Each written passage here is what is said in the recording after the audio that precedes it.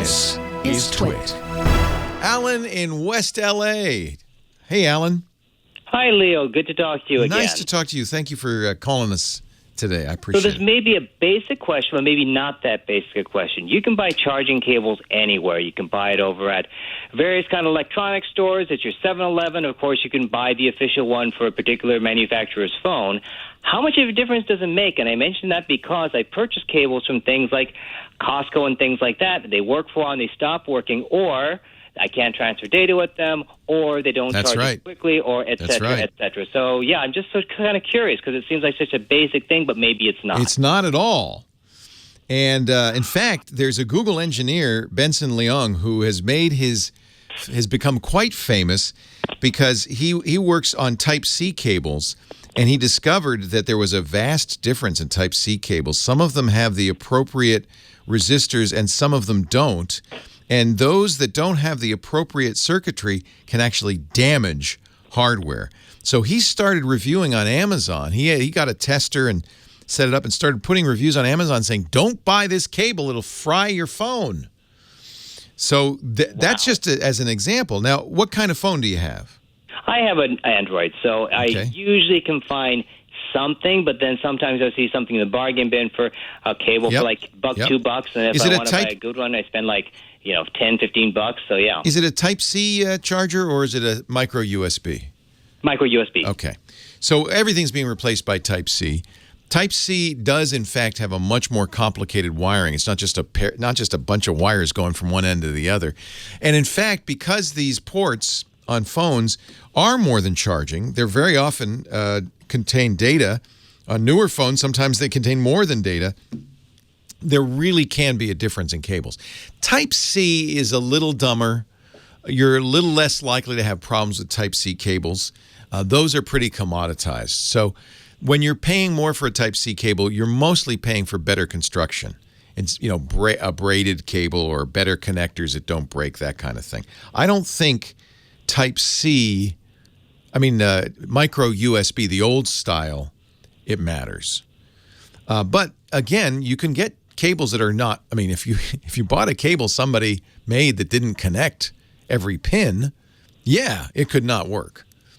But it's not as much circuitry. It's the Type-C cables and the Lightning cables that are really finicky. If you have an iPhone, I would absolutely only buy MFI cables, made for iPhone cables, licensed by Apple, because there's a lot of stuff going on in Lightning. And it's similar in Type-C. There's many, many different kinds of Type-C cables. Some carry data, some charge, some carry higher bandwidth Thunderbolt data, some don't.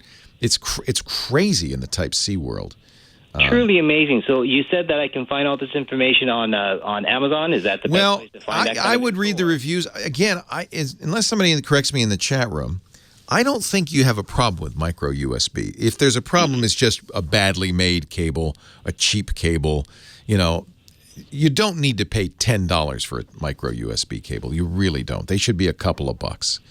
But again, even if you buy on Amazon, you don't really know the provenance of the cable. It could be made. There are factories in China. A friend of mine, Bunny Wong, used to make a device called the Chumbi, which was a little alarm clock. It was in a bean bag. And he found that he would get memory cards from the same manufacturer. Some would work, some wouldn't. And he was very puzzled by this. He started investigating. He found out that the factories in China that made these cards, they would make the good ones during the day. And then they would, at night, with the same machinery and the same labeling and everything, make bad ones that they would sell under the table, and it would be a way of making a little extra money. And I think probably the same thing happens with a lot of different electronics devices made in factories around the world, that some of them are junk. So, if you find a company that makes a good cable, I'll tell you where, if you're willing to spend a little money, get a braided cable. Those are usually last longer. They're nicer. And anybody who's going to make a braided cable, and it's going to cost you $10, is going to have all the wires connected, right? Something so simple. Yeah, something so simple because it gets so complicated. Yeah. And it is, in theory, could be dangerous if you had the wrong wires connected, but most of the time it just wouldn't work. Micro USB, don't worry about it. When you get your next Android phone, it will almost certainly be a Type-C connector. Then you really start to have to pay attention. And Benson Liang has become a hero to all of us because he was the first one to discover this problem, and he's now legendary. And Amazon eventually, after Benson did this for a while, put these reviews up saying, don't buy this cable. Yes, this is approved. Amazon eventually stopped selling cables that weren't Benson Liang approved. They just pulled all the bad cables. And that was a wonderful day of victory for all of us and for Benson. He's really become legendary. If you really, there are some brand names I like. Somebody in the chat was reminding me I like Anker, Anker. I buy my batteries from them, but they also make cables. There are some good cables out there. I don't think micro USB makes that much of a difference, honestly. Thank you, Alan. Good question, though. I appreciate the call.